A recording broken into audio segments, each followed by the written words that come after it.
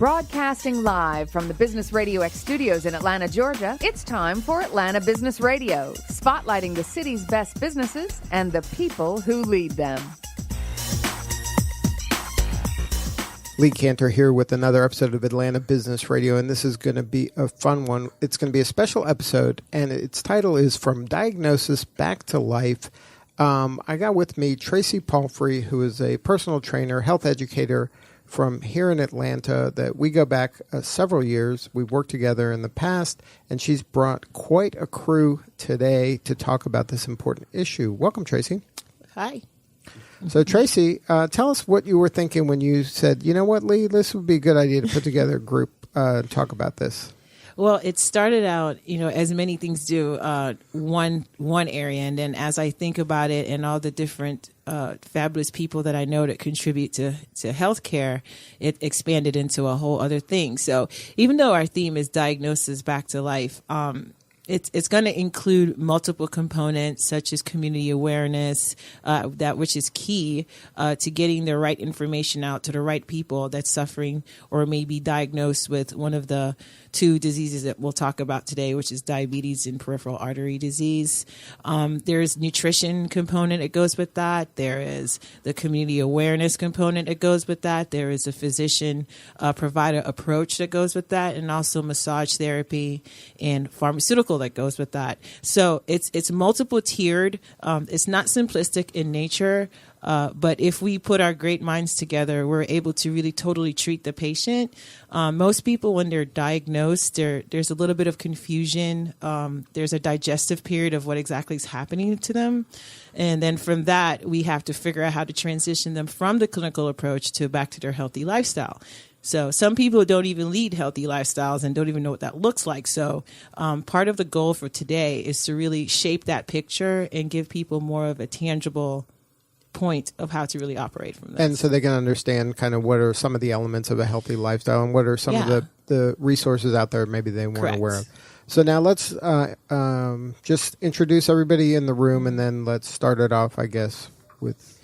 Yes. So Dr. Desmond Bell, who is a podiatrist and the founder of Save a Leg, Save a Life. There's Dr. Dolores James, professor from University of Florida, health educator, nutritionist. I mean, she's my superhero a little bit. There's Shalini.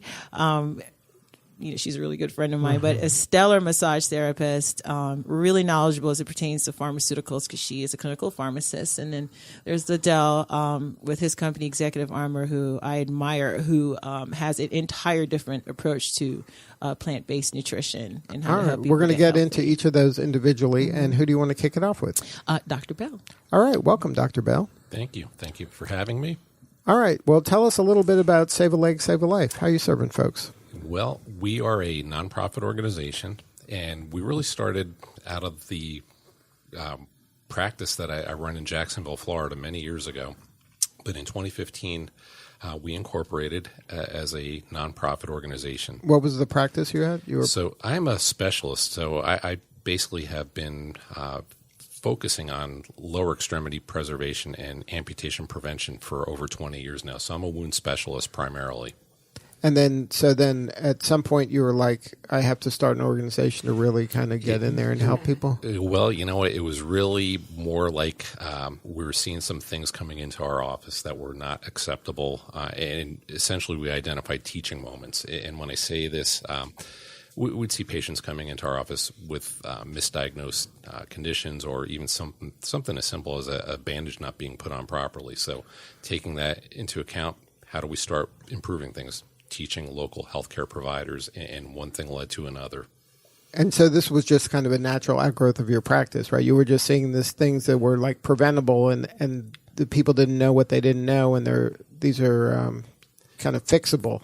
That's correct. And, part of that cliche is if you don't do something about it, then you're part of the problem. So this knowing what's going on with diabetes and how it's exploded over the past 20 years that I've even been in practice, we've got to do better. And so much of what we see is truly preventable. So that's really the impetus of our foundation. We're trying to prevent lower extremity amputations that are often unnecessary.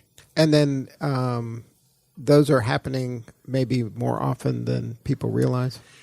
What's really staggering, a statistic that I heard several years back, just kind of blew me away. Half the amputations that are done in our country are done without even a simple vascular test or further assessment. So basically, amputation in many cases in our country is done as a first-line treatment without any type of prior testing. And it's inexcusable because we've got technology that can be utilized, but we've got to get this message out to not only providers but to the public as well.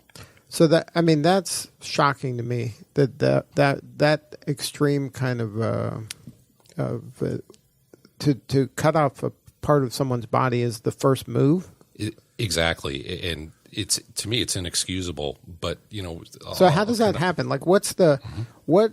I mean, the system has to be so broken that is kind of makes sense to somebody, right? Like, they're not doing this to be mean people, terrible people. They're doing this because this makes sense. This is how things are. Partly it's you don't know what you don't know. The other thing is there's a perception that it's more cost-effective to amputate an extremity, but in reality it's a lot more cost-effective to prevent it from happening because, simply taking a leg off doesn't solve problems. It creates new problems for the patient and for the healthcare system too. So we've got this whole population now that's experiencing diabetes. When I was a resident, and I trained back up in Philadelphia in 1996, I still remember a co-resident talking to one of our newly diagnosed vets who had diabetes. And at the time, we had 16 million people with diabetes. And he said, don't worry, this is a good time to have been diagnosed. We're really close to a cure. So here we are in 2019, and we have over 30 million people with diabetes now. And statistically, if somebody develops a wound on their foot or leg that doesn't heal, they've got about a 50% chance of being dead within 5 years. You compare that to breast cancer. Everybody knows the pink ribbon. Well, guess what? The 5-year mortality rate for breast cancer is about 12%. Prostate cancer is about 6%. So where's the outcry for this? And we've got so many more people. So is this like a PR problem? You need a run or a ribbon? So we do. We actually do have a ribbon, and we've created a little campaign. We call it the White Sock Campaign. So every September, which happens to be PAD Awareness Month. PAD stands for peripheral arterial disease. It's one of the complications of diabetes that can lead to amputation, and a lot of times it starts with the loss of a toe and then part of a foot. But so they're slowly amputating pieces. It's one of the most undignified ways you can leave this world, and it truly is analogous to cancer. And this is the misconception, too. I mentioned those statistics a second ago. The only thing that's worse in terms of 5-year mortality rate is lung cancer and pancreatic cancer. So it's disturbing to me when I see patients in my practice, and I explain to them how if we don't get that wound healed up quickly, their 5-year mortality rate is bleak.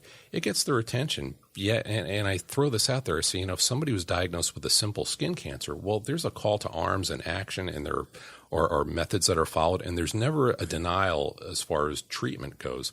But what we see in our world is so often, denial to access to care that's really needed. So when you say that, who's denying the access to care? Well, a lot of this comes down to insurance companies, which is frustrating. We've got technology that, again, is often underutilized, but there's a perception that what we're doing maybe is not, the most cost-effective thing. In reality, again, it's saving money in the long term.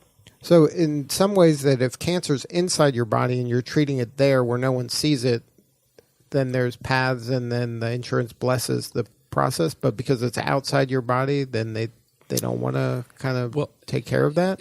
I don't know if that's, you raise a good point. Now, the thing is, though, diabetes affects every cell in your body. So a lot of the things that we do see are just really symptomatic of far worse what's going on inside. Right. A healthy person doesn't develop a non-healing wound. So I think if we can be more proactive in our approach to this, too, and get people to understand what's at stake, then they'll start to take it more seriously, too. And then we can start to prevent those amputations, again, that are so unnecessary from happening. So now, so what do you think of this community approach to solving this, or at least making a positive impact to this? Is that the only way? Well, community approach is a big part of it. And the part that we're doing, too, is, it's several things, education at the community level, but also at the patient level, as well as providers. but we've got to have a big bullhorn in a sense and really start getting this word out there. And you alluded to a ribbon. We do have a ribbon, and we are using social media now to start to create awareness. We have this thing called the White Sock campaign, where we ask people to put on one white sock, calls attention to the lower extremity, post it on social media, and then it creates teaching moments too. So through education and then also some community outreach through philanthropic works, we do raise money and we assist patients who are in need, maybe to get a pair of diabetic shoes or wound care supplies or whatever it is that they need. Our board of directors meets, and we generally will take care of anybody who requests our help. So now, in your perfect world situation, because diabetes, is this a self-inflicted wound? Like, do people who have diabetes, is it because of their own behavior that they're doing that is contributing to this, or is this some genetic thing that's going to happen and there's nothing you can do about it? That is a great question. And, there can be a perception that people bring diabetes on themselves. However, there are many inherent risk factors. So there are hereditary factors, there are aging factors, and what we've really seen that kind of speaks to your point is that we've had an increase in type 2 diabetes, which is often weight related. And what's the difference? What's type 1 and what's type 2? Right. So type 1 is basically where your body is no longer producing any insulin by way of the pancreas. And that's just kind of a genetic fluky thing? It tends to be. That used to be more what they would call juvenile diabetes or brittle diabetes, but the bottom line is your body is not producing any of that necessarily insulin that transports glucose to all the cells in your body. Type 2 is when your body is still producing the insulin, but the body mass has become so large that it can't keep up with the demand. So there's got to be some type of a supplement, usually in the form of an oral medication. So this is where I think the perception comes in that a lot of times the diabetes is brought on the individual. But there are risk factors, as I mentioned, hereditary. If you have a family member or family members that have diabetes, if you're certain ethnic groups, African American, Latino, Native American, and so on, you're at a higher risk. So there are a lot of things that come into play for this.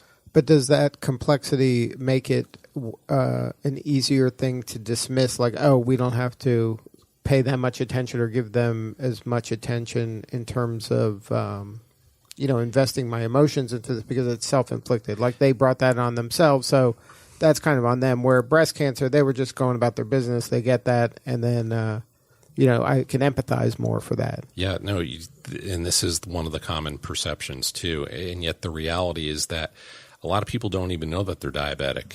They find out after the fact, and so then where are the resources to teach them how to manage properly? Right. They just are thrown, basically into it, and they're, where's the support for this? So we're truly lacking in our ability to convey the importance of all of this and how the individual can really manage their own care.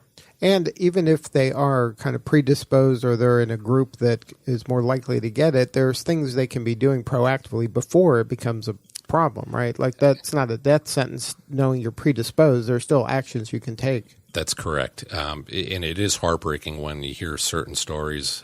I know a lot of the Native American population, through colleagues across the country, I've heard stories where, people think that, it's a foregone conclusion. I'm going to have an amputation at some point. It doesn't have to be that way. It doesn't have to be that way. So by being proactive, knowing your risk factors, and then managing a lot of this through healthy lifestyle choices, through proper nutrition, exercise, goes a long way. I mean, if somebody feels like they can't exercise, well, guess what? Just even walking a little bit, right, and then increasing it over time. It's not like something that I have to run marathons. Like, no, just take the first steps. Yes, absolutely. And if you're concerned, it's always good. Find a personal trainer, find somebody. Supervised exercise is absolutely the way to go. We know this through cardiology rehab, but also, for something like where you're trying to improve your lifestyle, it's certainly doable, but you just can't give up. Right. I think a lot of times they see, especially if you're overweight or you're out of shape, you see it's like a bridge too far, so why even bother starting? And then all you're doing is it's exacerbating the situation. Yes, and it further adds to some of the social components of the depression that Right. can go with this too. And the reality is, back in the day, I was actually a trainer myself, and people would come to me all the time. How do I lose weight? How do I, do this and do that? I say, well, let's start out with some math. Basic thing. Let's look at how many calories your body needs each day. So let's look at your current weight. Add a 0 to that. That's about how many calories that you're just needing for metabolic function. So if you start decreasing your caloric intake and start to exercise just by walking, just eliminate some of the unnecessary calories that are empty calories in many cases, you can really start to be on the path to a better lifestyle for sure.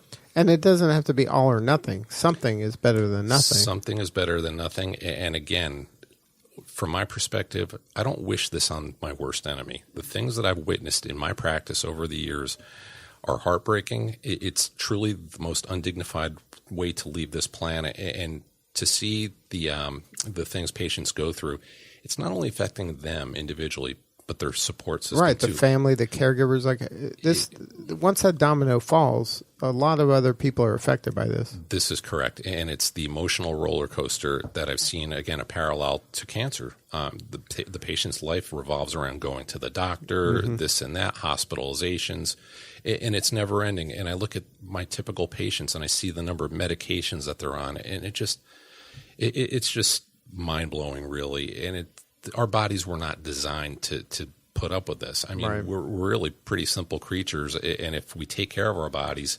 They'll take care of us. they certainly will. Now, what do you need more of? How can we help? Well, if anybody is interested in learning more about our foundation, we do have a website. It's thesalsal.org. That's THESALSAL.org, which stands, again, for the Save a Leg, Save a Life Foundation. We are on social media, Facebook. You can learn a little bit more about what we're doing. If you want to contribute to our cause, rest assured that all the money that we raise goes into our philanthropic account, and we do identify, again, patients in need. We have a voucher system, and rest assured the money will go towards its intended purpose. And that the acronym Save a Life, Save a Leg, Save a Life, that's not just kind of lip service. That's a fact, right? Like, this can save your life if you can kind of get ahead of this before it becomes a real problem. That's correct. And it really, one last thing, Lee, it really reflects on the term, what it means, not only preventing amputation, but we're trying to connect the dots to some of the other bad things that go with diabetes. So it's not only affecting the leg, but that lack of circulation to the leg that we talked about from PAD, it's the same disease process that's going on in the cardiac vessels or in the neck. So you may, in a sense, prevent a heart attack or a stroke if you get screened for peripheral disease early on, which is a simple thing to do. Good stuff. Well, Dr. Bell, thank you so much for sharing your story. Thank you very much. All right, Tracey. Smart people in this room, huh? I know. I don't even know why they're friends with me, honestly. But Who do you got next? I have Dr. Dolores James. Welcome, Dr. James. Thank you. How are you going to beat that act? That was a tough one. Well, we're on the same team, so we don't need to beat each other. So tell us what you're up to.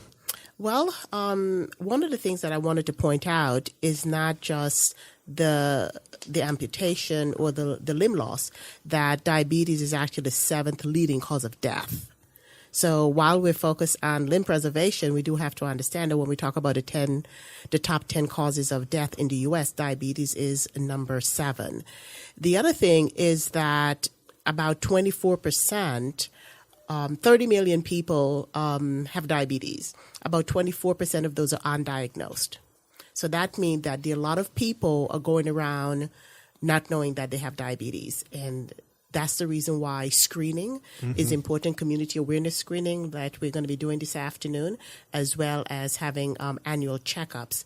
But diabetes is at an epidemic proportion. It is an epidemic now. It's not just something that's casually happening. The same way right now that we're kind of outraged about the measles outbreak and the measles epidemic, we're not outraged about the diabetes. And diabetes affects way more people. Affects more people, but affects quality of life, affects families. Yeah. And also I teach nutrition. I teach chronic disease, and it is one of the most horrible diseases.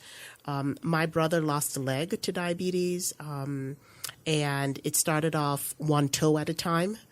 And even when I went, the doctors had not done any type of screening or anything preventive. It was just, we're going to amputate the whole foot. So when I said, what about, the hyperbaric chamber? Have you done this? Have you done that? It's like, no, amputation was the default. And so, so he lost toes and then, a leg.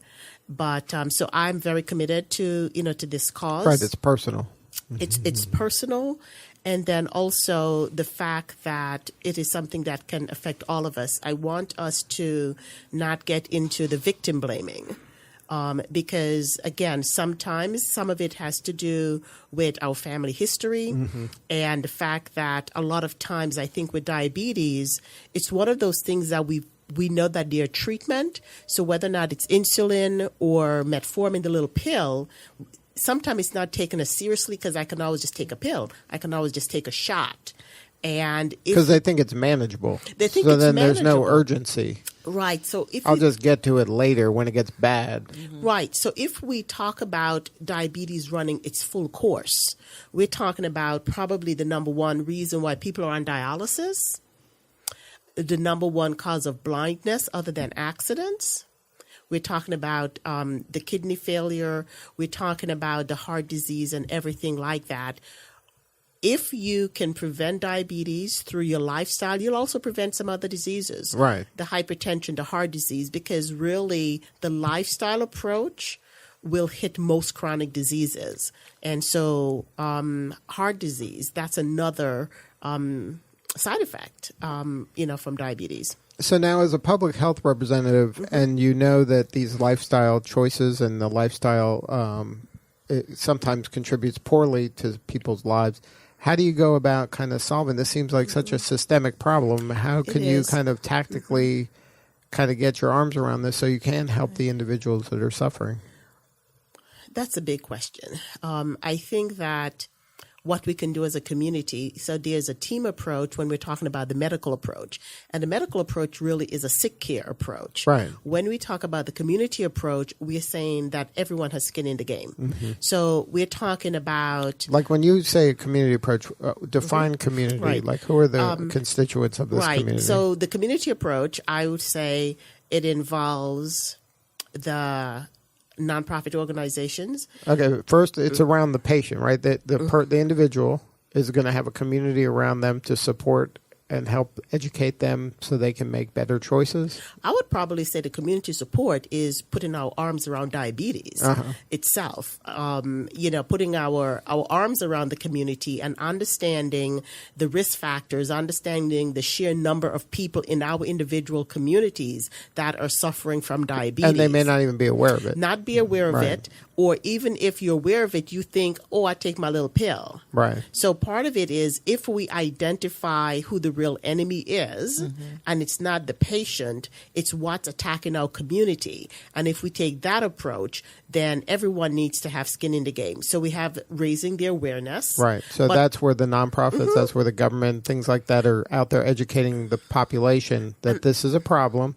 Here's some steps that can alleviate this. You don't have to go down this road if you kind of do some of these lifestyle changes. And I'm actually going to bring it even down to a smaller level. I'm going to bring it down to the faith-based organizations. I'm bringing it down to the churches, because if you look at each one of them, the percentage of their population that has diabetes, but within those congregations also, you have doctors, you have nurses, you have people. Not only that, you have a physical space where we can provide screenings, where we can do education programs. A lot of large churches have kitchens where we can do cooking classes. Right, nutrition. Exactly, nutrition. We can develop walk-in clubs. So it's not necessarily, when we're talking about the community, we're talking about how are we going to, first of all, make health a legacy. I'm a Robert Wood Johnson Foundation Culture of Health leader. How do we make health a priority in our lives? We talk about our culture. A lot of time we talk about our food, our music, our art, the things that we want to pass to our children. I don't think too many people say, I want to pass a legacy of good health on to my children. And then it's kind of reframing what the mission is for some of these groups, right? Like you mentioned the kind of the spiritual side of this.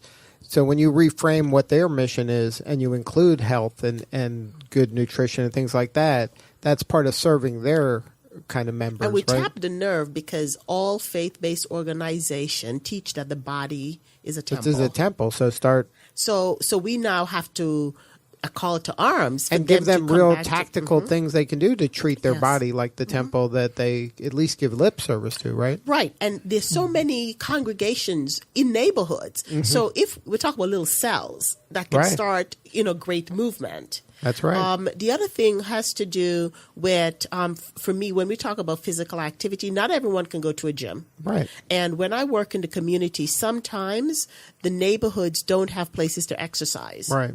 So we have to begin to think about even green spaces. Some neighborhoods are just not safe.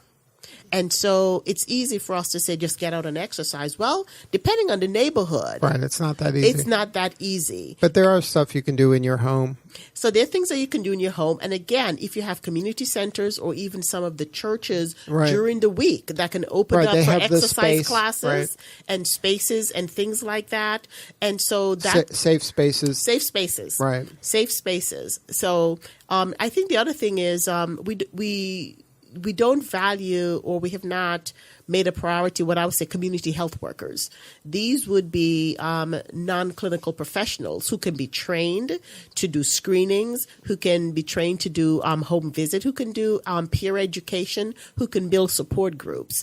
And so while we have the medical team that can deal with the clinical aspect, we also need people who can be out there in the community. Right, the boots on the and ground exactly. that are out there creating engagement and working with those people one-on-one. One-on-one and sometimes as a group. Sure. During the election year, everyone's walking around with a clipboard trying Exactly. to get you to sign up. A lot of people got fired up about that, right? Yeah, right. This is the day-to-day stuff that's impacting their Exactly. families. Exactly. So the awareness is the 7th cause of death in this country.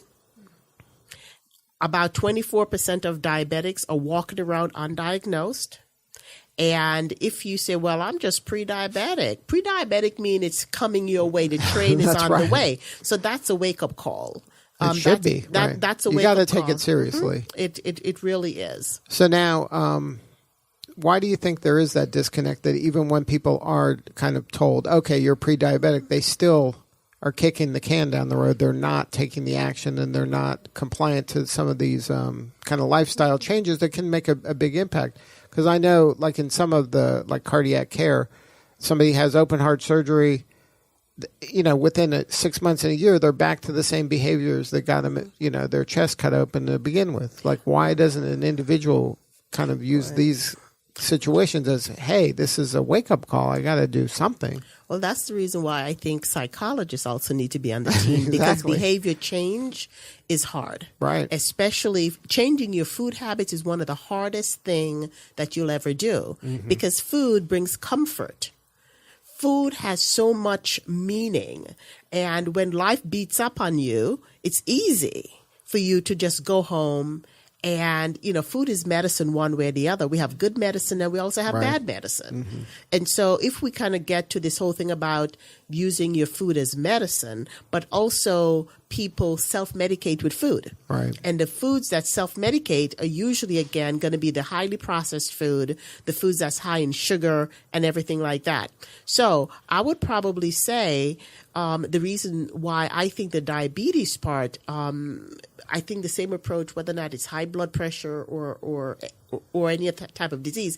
But most of the time, we don't get a wake-up call until we've had a diagnosis. Now, we should have had the wake-up call when Big Mama was diagnosed or when some other family member. Look, when you go to a family reunion, you're looking at your that's your chart, your health chart there, right? Exactly. That's you look around and that's there. But if you're at the family reunion, what'll happen? They'll just shoot up a little extra insulin so that they could eat the banana pudding and hit the Right. barbecue and everything like that. So because we know that there's medication, there also is this perception you have to die of something. Right.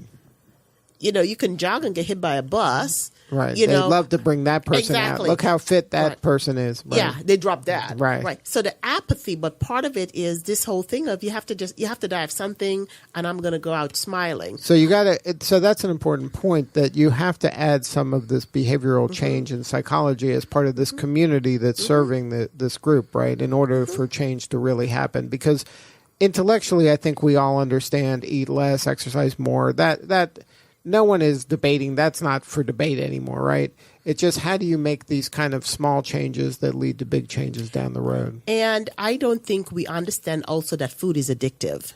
Food is manufactured, the flavors, everything for us to want more and more. And then also, if your blood sugar is out of control, when it drops, what do? You eat Gotta more eat sugar. more sugar, right. And then it creates a spiral. So it does create that spiral. So I would probably say the awareness should be, number one, is that it's a killer, and it's a slow death, and it's a horrible death. It's an ugly death. And the caregivers and the caregiver burden, someone is taking care of you. Someone is taking you to your doctor's appointment. Right. So maybe if you kind of reframe this in your mind, that this isn't just affecting me anymore. This is affecting other people. This is affecting my neighbor. This is affecting my sister, brother, whoever's taking me, my kid, whoever that person is. Do I want to be that burden on this kind of these caregivers because of choices I'm making? And I think, again, if we wrap our hands around the community and say, look how many people in this zip code have been diagnosed with diabetes. And this is something we're talking about. Time lost from work. We're talking low productivity. Right. We're talking about how it's hitting the healthcare system.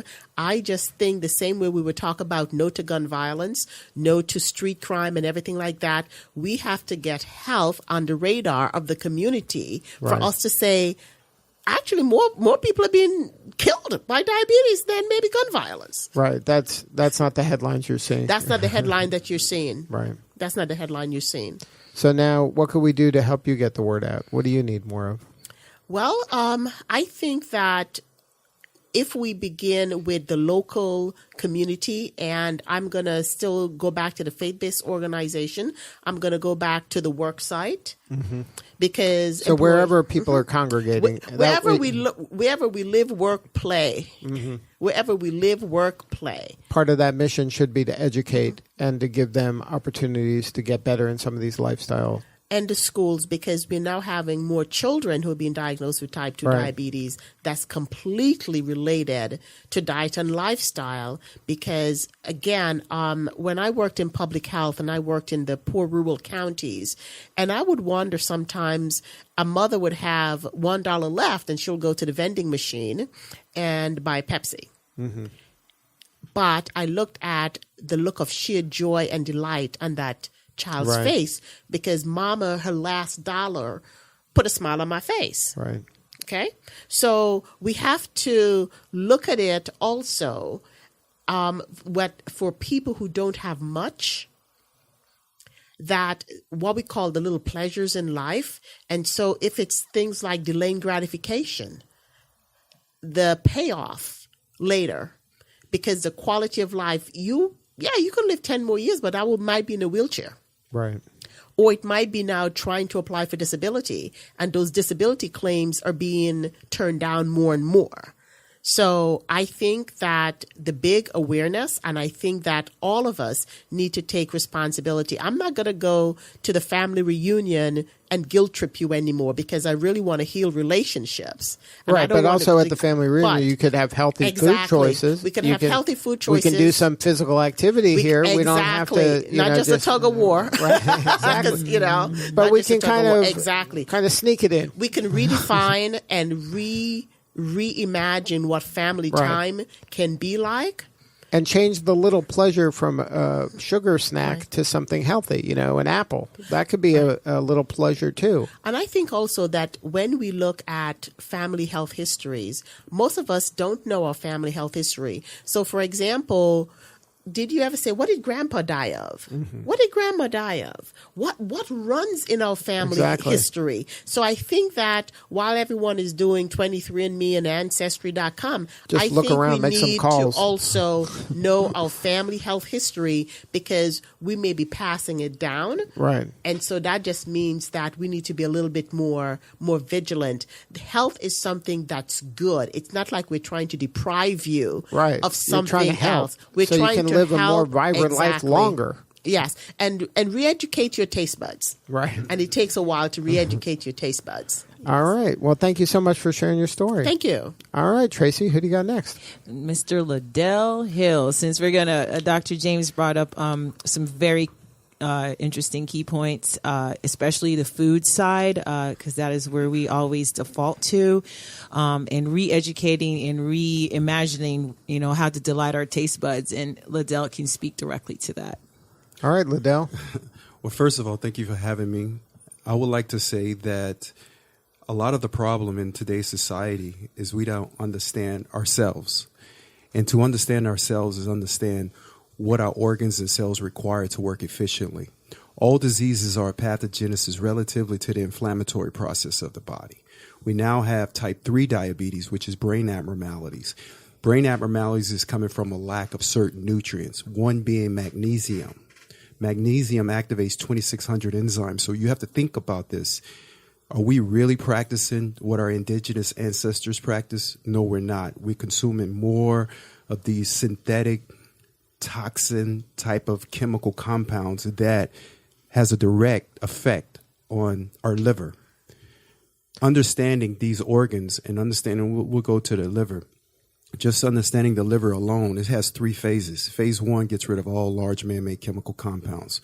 Well, guess what? We slow down production of all enzymes, digestive enzymes and systemic enzymes. So that being said, if we're going to pollute our bodies with these large man-made chemical compounds, we are creating our systems to become more of an acidosis system.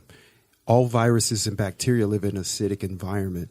That is one of the first levels of starting with type 2 diabetes, is when our body's in an inflammatory state. So what should you do, or what could you do? Well, probably pick up more leafy greens, because those are anti-inflammatory compounds that you're consuming. So now your premise is that plant-based diet is the best diet? No, because I believe in moderation. But do understand that when you put certain things in your mouth, it has a direct connection on alkalinity and acidity in the body. So it's got to be a perfect So less range. Processed food for sure. Absolutely. Right. So if you're going to take a baby step, that's a good baby step, is to remove processed food. Exactly. Because plant-based food, sugar is a plant-based food. Well, it depends. Are you talking about stripping it from the natural origins of the cell, or you talking about refined? Well, it's still coming from a plant, either one. Sugarcane. If you eat sugarcane, it's better for cholesterol versus refined white sugar. Refined white sugar, it affects the white blood cells. It delays these white blood cells 10 minutes of fighting any forms of diseases that we have in our bodies, versus cane sugar, pure cane sugar. So now, so what's your recommendation for, you got a person that is maybe doesn't have the best diet. What are some of the practical, tactical baby steps they can be taking to improve their health through nutrition? Well, baby steps, I believe that the majority of the population should probably consume about 70 to 75. I'm about 90% raw plants. Always keep the protein in the single digits. Always keep fat in the single digit. Your body requires complex carbohydrate. That is its fuel source. And then next is fat. Our nation is saturated with meat. We love meat. We love gluten. We love dairy. The food sources that's out there today has not even close to the natural compounds that our ancestors grew up consuming. So you need to pretty much do some research, study, like the doctors, both doctors stated earlier. Find out what that weak link is in your family history. Because usually when you have a weak link, say for instance you have a weak pancreas. By the way, the pancreas is about 6 inches long. And normally turns on at night. That is your repair mechanism. So when you destroy and hurt the pancreas, you're hurting yourself, because when it turns on, it secretes the most abundant amount of enzymes anyways, 1,200 to 1,500 milliliters of all enzymes. Matter of fact, the two main enzymes, trypsin and chymotrypsin, goes after all cancer cells, goes after any forms of exogenous proteins. Exogenous proteins are proteins intruding the body. I have a really good high school friend. There was a collegiate athlete. Both of his legs amputated. He was the well-to-do guy. I was the one. I studied biochemistry for 30 years. So my grandfather was a medicine man. I grew up in a very, very small country town in Lebanon, Tennessee. My grandfather couldn't read, write, or drive, just a team of mules and a tractor. He's the one that taught me about herbs and plants, even though he didn't understand the compounds. So I got involved with studying the compounds. My best friend is a gentleman named Sanjay Gupta. Sanjay Gupta and I always had debates. He's the first one that gave me a medical book, so I got involved with being passionate about learning chronic and debilitating illnesses. Once I had the clear understanding of chronic and debilitating illnesses, took me right back to what my grandfather was teaching me. That's how I came up with a lot of my formulas. And the formulas that I have, which I'm sure there's others out there because I'm mostly plant-based driven, is to help the pancreas, the gallbladder, the liver, every organ in the body to work more efficiently, understanding that as we age, we have to change our eating protocols to consume certain compounds for our age group. Because what a 20-year-old person can eat because of the abundant amount of enzymes is totally different from a 54-year-old like myself can consume. So as we age, we actually don't even really need as much food. If we do consume food, it should be bioavailable. So I recommend and suggest to all the listeners out there that they should be consuming more plants, because every organ, every cell in the human body requires these particular types of compounds to work efficiently. Now, isn't that some of the challenge in that as you age, most people are more affluent as they age? They use food for other things other than just sustenance. They use it as comfort and emotional and celebration. And then it's a trap that I have more money, resources, and I celebrate with food, so then I'm going to eat kind of not great food. Well, of course, I work with tons of celebrities out there that we watch on television every day, and the accessibility of their food choices, that's when I come in and re-educate them. Statistically speaking, well, actually, there was a study done in men alone, because, prostate cancer is at a rise right now. 100 years ago, men's testosterone level was 20 times higher than it is today. Estrogen level is running rampant. What creates estrogen? Your body's off balance, inflammation, acidity. Anytime you go to the gym, we always talk about going walking, exercising. Well, most people don't even understand that their body's in an acidic state. In an inflammatory state. The best thing to consume is not some protein that we were taught in the 80s that's going to build muscles. No, it's more of a plant-based, because it buffers some of the acidity or the inflammation that's going on in the body. So what would be your kind of top 5 foods that people should eat more of, and what would be top 5 they should eat less of? One being garlic. I love garlic. Garlic has 33, 35 different sulfur compounds. It stimulates the proliferation of lymphocytes, so it comprises of about 25% of the white blood cell. It's going to go and attack any forms of exogenous proteins. Once again, exogenous proteins are proteins intruding the body, so it engulfs it. And when it engulfs it, your body goes through microphase and phagocytosis, so it just breaks it down. So how do you eat your garlic every day? I put it in a smoothie. I have the smoothie. Garlic smoothies? Yeah, it's interesting. I have the smoothie. I call it I don't know if you know what the dendritic cells are. Dendritic cells are these cells that communicate with the immune system. It's like where the duodenum connects with the small intestines. So it says exactly what's going on in the human body. So what's a dendritic smoothie? What it causes the pancreas, the gallbladder, the kidneys, all of them to purge. Because you got to understand, if you're in your 30s, 40s, and 50s, you have accumulated a great deal of toxins. These are called lipophilics. They're in the fat cells. They're underneath the skin. If you don't get them out by converting it into a hydrophilic, then it's going to come and get you sooner or later. One of my clients, I'm going to give you this quick story.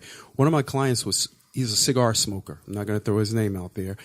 But he says, I get all kinds of names, from molecular health specialist to Tree Bark. He calls me Tree Bark. He says, Tree Bark, my prolactin levels are out of control. And I'm like, well, you're smoking a cigar. It's got cadmium. There's about 8 autogenic processes to cadmium that facilitates 800 different types of epithelial cancers. Those are the most common cancers. So your estrogen level, everything is completely thrown off.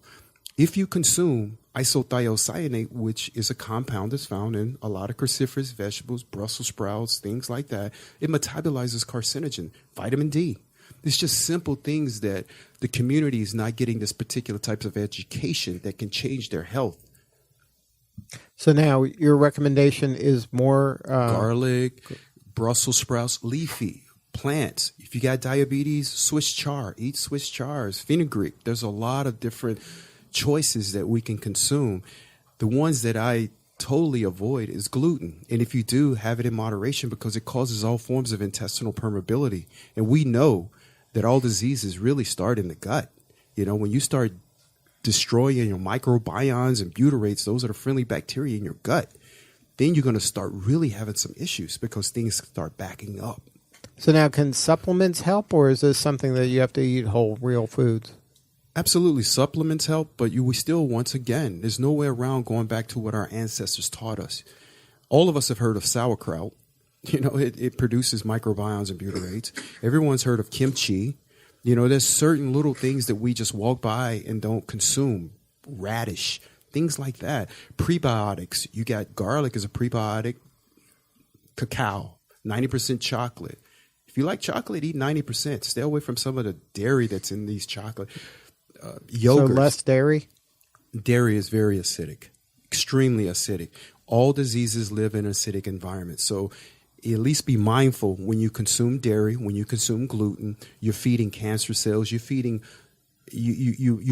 creating an environment of acidity in the blood. And that's where the viruses and bacteria. If you got allergies, why would you want to have, some dairy? So dairy, gluten-free foods, so you can still have breads, but not gluten. Make your own bread. Make your own bread. Make your own bread, and go with the whole grain. Whole grain. Yeah, absolutely. But can still have gluten, but whole grains is just a better choice. Right, but moderation. Mm-hmm. I mean, we don't understand moderation. We make money, and then we think that the best food is the most expensive food, and that's the food that's hurting a lot of this. What about pizza? How do you solve the pizza problem? I don't eat pizza. If I do, and if there's listeners out there that loves pizzas, I'm not against pizza. I just really encourage them to take an enzyme, a really good quality enzyme after they consume their food, because I want to leave you with this. 80% of the body's energy is for digestion. So when you have to be mindful when you put something in your body, if it's not bioavailable, if it's a pizza, 80%. 90% of the times you're going to feel tired and lethargic. Why? Because 7% is your heart. It's got to have that energy. Moving around is another metabolically active area. The brain's about 2.5 to 3 pounds, requires 25% of the body's energy. You're going to have what they now call in type 3 diabetes, and that's brain abnormalities. So now where does Executive Armor come into play? Executive Armor, and I have another product called Chuice, CHUICE.com, and Chuice is a chewable juice. It's the reason why you chew it is because you release the amylase in the saliva that breaks down complex carbohydrates. So that's the first stage of digestion. It's been many studies done from Emory to Georgia State that helps with the production of microbiomes to help in lower blood pressure, cholesterol, and so on and so forth. Executive Armor is a blend of herbs that I found in this country that if people consume them, they would at least help them with some of these conditions, like the first stage benign prostatic hypoplasia, and from pain. People have a lot of pain. Everyone's inflamed nowadays. If you consume certain compounds, you can stand it. It can stand, like my pain armor stands in a conversion of arachidonic acid, converting into the protein called prostaglandin 2. And then it has a super strong proteolytic enzyme, like the pancreas secretes, that dissolves that protein that causes the pain. So it's all natural, plant-based, back to the indigenous way. So now if somebody wants to learn more about Executive Armor and your work, what's the best way to get a hold of you? You can find me on Instagram, the Liddell Hill. That's TheLadellHill. And you can find me as well on Facebook. And I'm all over the country right now anyway, speaking on tour. And we need to speak because I'm working with a lot of mega churches speaking about how to get their health back by consuming the chemical compounds that's derived from plants. Good stuff, Liddell. Thank you so much for sharing your story. Thank you. All right, Tracey, who's the headliner? All right, so now we have Dr. Shalini, and she is our clinical pharmacist as well as massage therapist, and she can speak to her world, which is amazing. Well, Dr. Shalini, tell us about your work. It seems like you're touching a variety of places in the community here. Yeah, that's right, Lee. I think massage specifically is falling under more of the preventative care that we've been talking about today in this last hour.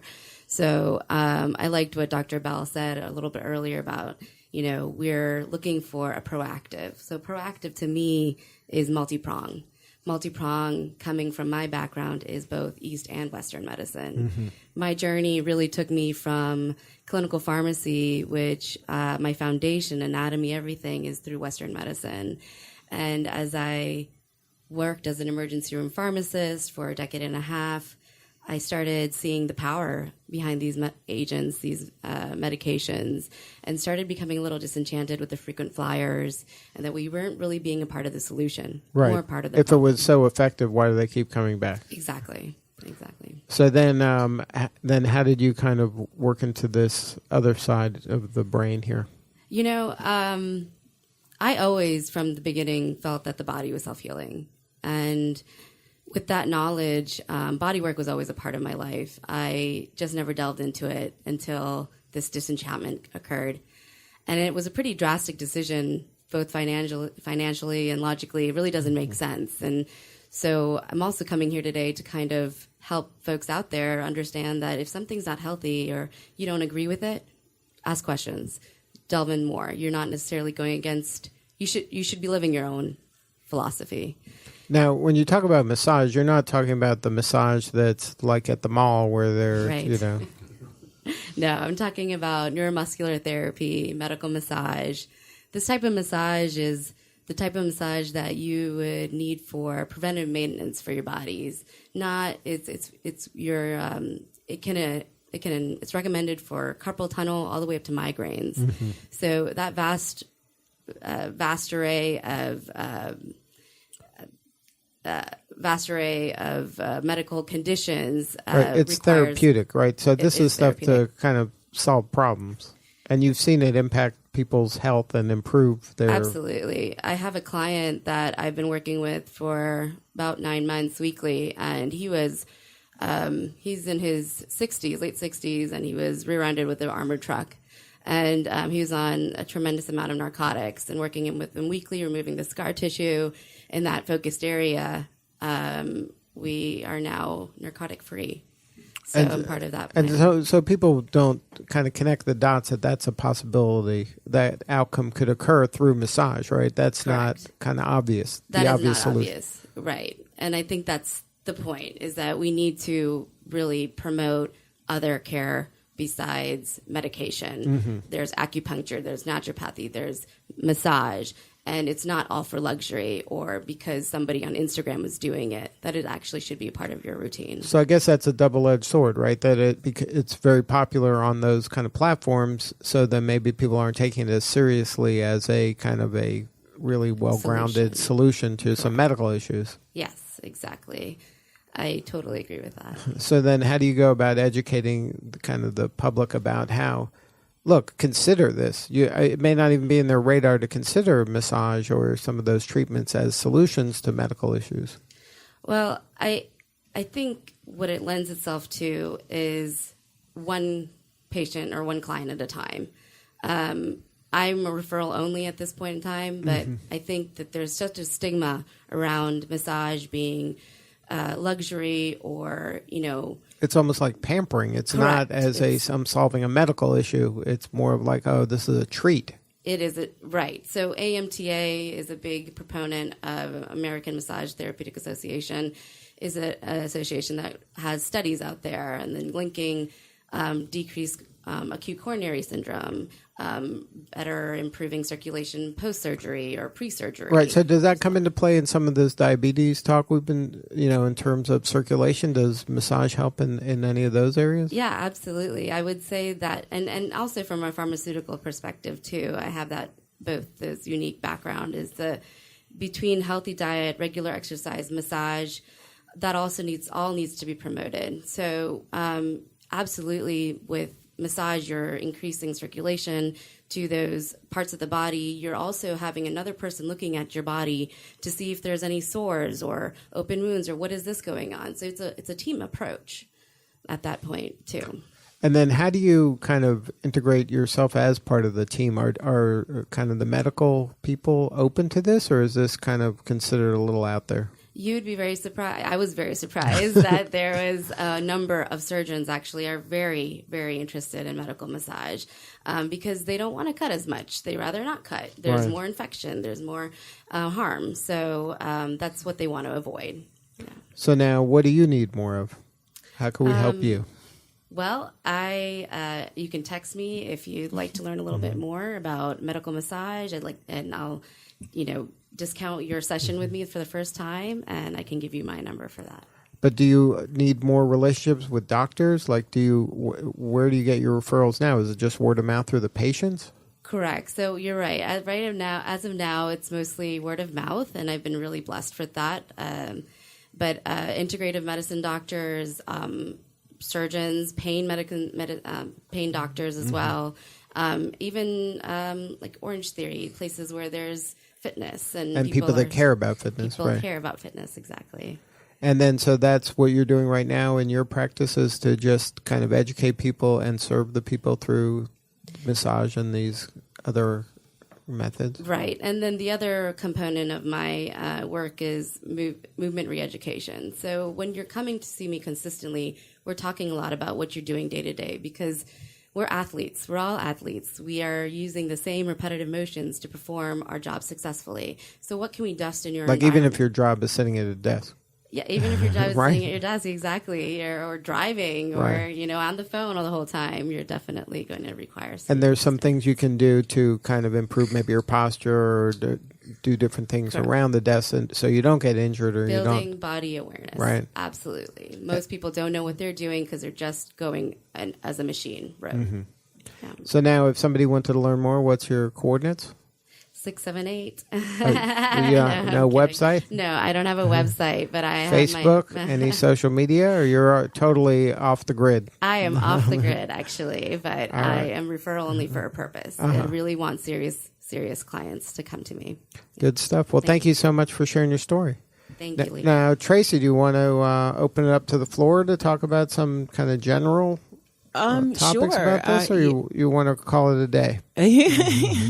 We could go on and on forever, actually, with this particular group. I'll throw it back to if you guys have any questions from ourselves, or just from what you heard, or if anything particular you remembered after the fact. We started with Dr. Bell. Let's end with Dr. Bell. So now you've heard different kind of thoughts about this, and community is a recurring theme, I think, in everybody's work, that it's important to share with the community, educate the community.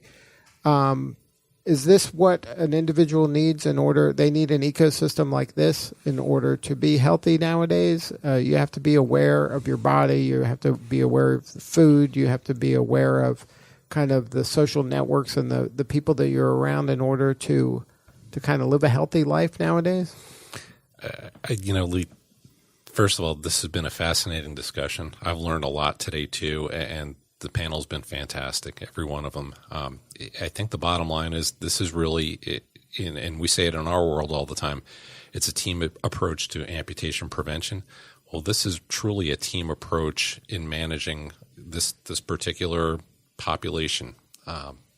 It's everybody is part of the team, and it all starts with the individual too. I tell my patients when they come to see me, I can't do this all by myself. You're part of the team too.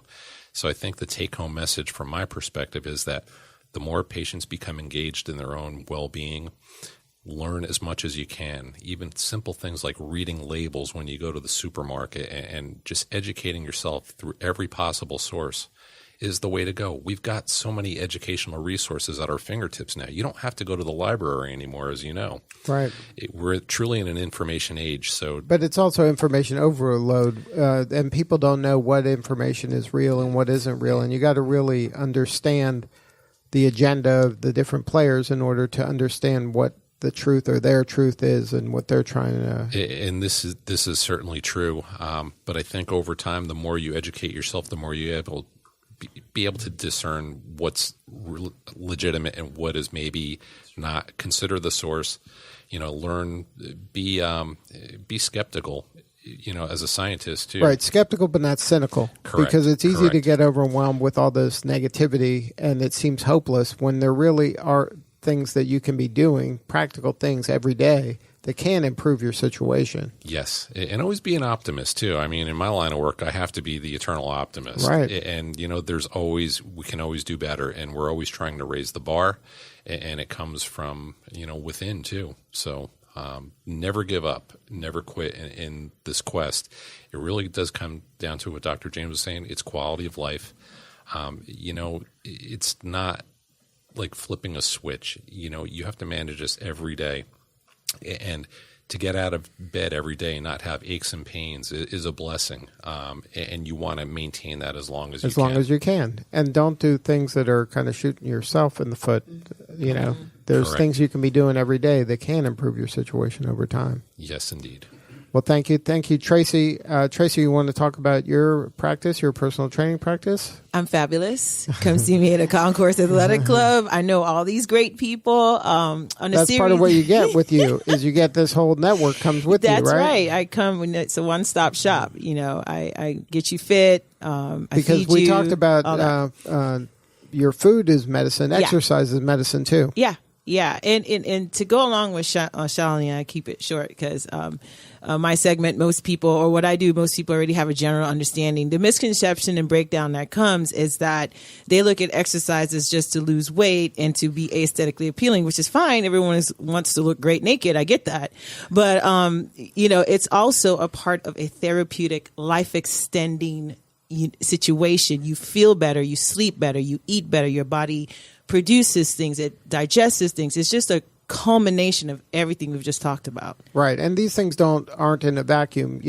Eating healthy food is possible. There's ways to eat plant-based food. It doesn't have to taste bad. It doesn't have to be this thing Correct. that is a negative. Correct. And same with exercise. There's ways to exercise at all different many. levels for all different people, no matter where you're at. So many. I mean, we have come along to where we have a personal trainer inside of a mirror.